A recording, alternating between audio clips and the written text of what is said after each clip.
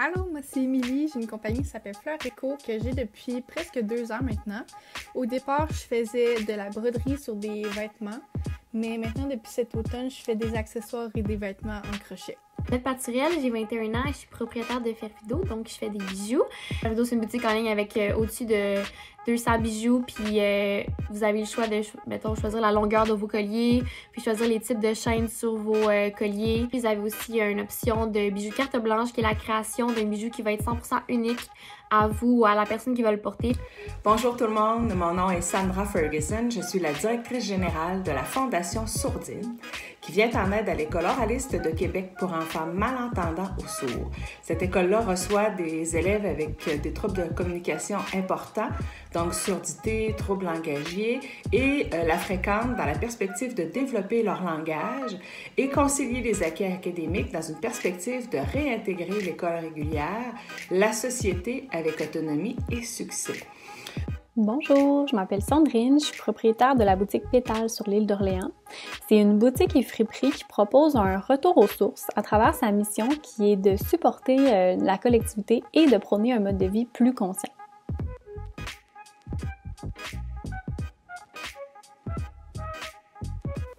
J'ai décidé de lancer Fleur Éco déjà parce que j'ai toujours détesté les jobs étudiantes de base, comme travailler dans un resto ou un magasin, ça m'a jamais intéressée, mais aussi parce que ça me tentait vraiment de pouvoir partager tout ce que je créais avec les gens autour de moi. L'élément déclencheur qui m'a convaincue de me lancer en affaires, moi, c'est un peu anormal, j'ai l'impression, parce que j'avais 16 ans, j'avais absolument aucune idée de ce que je faisais. J'étais vraiment guidée par ma passion, ma créativité, puis mon désir de rendre les gens heureux avec mes créations. Donc, ce qui, pour moi, a été un élément déclencheur à me mettre à la barre de cette institution-là depuis maintenant 17 ans, eh bien, je ne vous ferai pas de cachette, je suis maman d'un enfant qui est né avec une surdité bilatérale et donc qui est passé par l'école oraliste et j'ai pu être à même de constater les bienfaits très significatifs que l'école apporte à ces jeunes-là qui ont l'occasion de retourner sur les bancs d'école réguliers avec succès et autonomie. Quand je me suis lancée en affaires, comme on dit, en 2019, quand j'ai ouvert la boutique, je pense que l'élément déclencheur a vraiment été de savoir que l'île d'Orléans, c'était l'endroit où je devais ouvrir la boutique.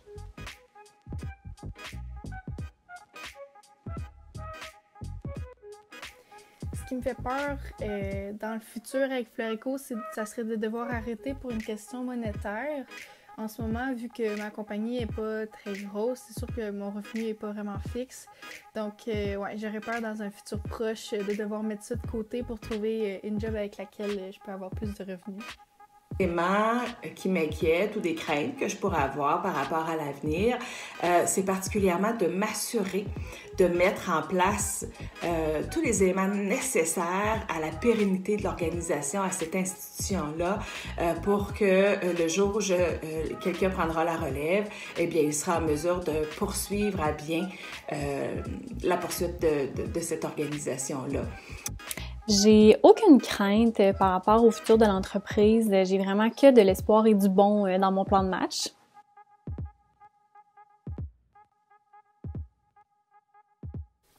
Je pense que la qualité la plus importante quand tu veux starter ta business, c'est d'être quelqu'un de polyvalent. Parce que souvent, quand tu commences, tu vas être tout seul ou dans une petite équipe.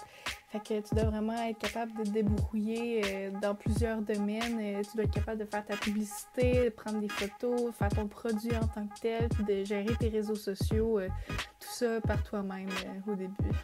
Honnêtement, un atout pour développer puis pour devenir un bon entrepreneur, selon moi, c'est vraiment... Il y en a plusieurs, là, mais la persévérance en est un qui est vraiment important. Faut pas penser que ça se fait tout seul. Ça prend un atout que ça prend pour être entrepreneur. Eh bien, indéniablement, ça prend une vision. Il faut être visionnaire, mais plus profondément, de façon intrinsèque. Il faut croire fondamentalement à ce qu'on a envie de créer, de bâtir, ce dans quoi on a envie de s'engager. Il faut avoir la conviction profonde qu'on va réussir et qu'on va mener à bien le projet qui nous est cher.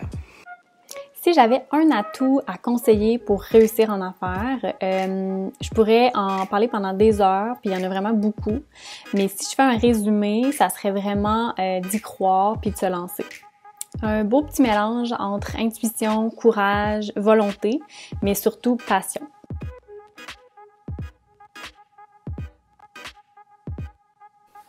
Mon inspiration, je la trouve surtout sur les réseaux sociaux puis dans les magasins. Souvent, je vais trouver un produit que j'aime beaucoup, mais que je vais pas vouloir acheter pour pas surconsommer et encourager le fast fashion.